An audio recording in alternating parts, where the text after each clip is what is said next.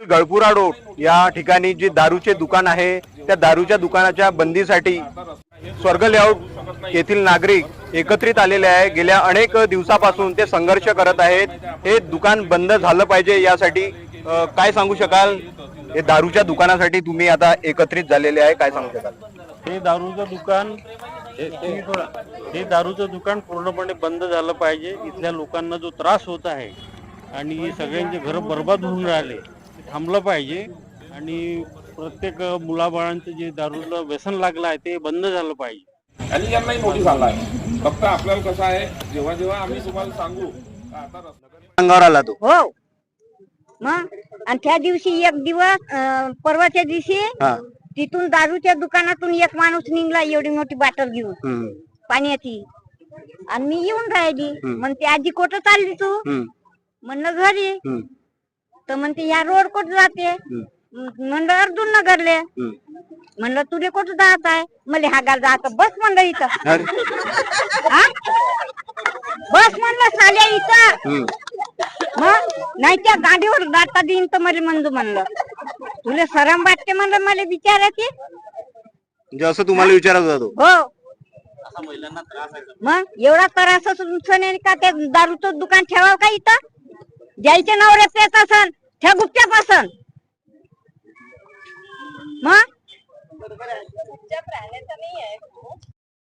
मला एकच सांगायचं का इथून दारूचं दुकान हटलं पाहिजे लवकर, कारण आम्हाला इतका त्रास आहे, खूपच त्रास आहे। आमच्या घरी सुद्धा चढले लोक, सगळ्यात पहिले दुकान लागलं तेव्हा। आणि त्यांना म्हणजे दारू पिल्यानंतर काहीच वाटत नाही, टॉयलेटला आमच्या समोर बसते, म्हणजे अशी काहीच लाज वाटत नाही त्यांना, काही भान नाही राहत, काही भान नाही राहत। शिव्या देणं, खूप घाणेरड्यासारखं बोलणं, फक्त एवढंच की दारूचं दुकान लवकर लवकर हटलं पाहिजे माझी इच्छा। आपण महिला सुद्धा एकत्रित झालेले आहे। मी एवढंच सांगेल की हे दारूच्या दुकानामुळे त्रास माणसांपेक्षा जास्त महिलांना होत असतो।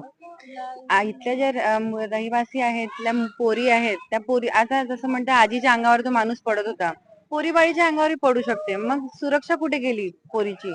मग ह्या दुकानामुळे त्या मुलीच्या कॅरेक्टरवर प्रश्न पडतो। आपल्या समाजाचा दृष्टिकोन बदलून जातो ह्या एरियाकडे पाहण्याचा, की ह्या एरियामध्ये लोक असेच आहेत, दारूच पितात, दारूचं दुकानच आहे। मग परिणाम ह्या इथल्या राहणाऱ्या महिलांवर, माणसांवर, लहान मुलांवर होत आहे। घाण ठेवत आहे तिथला परिसर, तिथे पार्किंगची जागा नाही आहे। मग ह्या सगळ्या गोष्टीवर आमच्याकडे कारवाई करण्यात आलेली आहे आमच्याकडून, पण अजूनपर्यंत कारवाई काही झालेली नाही एसडी ऑफिसर कडून किंवा काटोलचे PI म्हणा, एक्साइज ऑफिसर कडून आमच्याकडे काही पत्र आलं नाही आहे अजून। पोलीस प्रशासनाने काही इथे सुरक्षेची व्यवस्था वगैरे केली नाही का? नाही, काहीच नाही। स्टार्टिंगला केली होती दाखवण्यासाठी त्यांनी, पण मग त्यानंतर काहीच कारवाई करण्यात नाही आली। सुरक्षा वगैरे काहीच नाही आहे इकडे।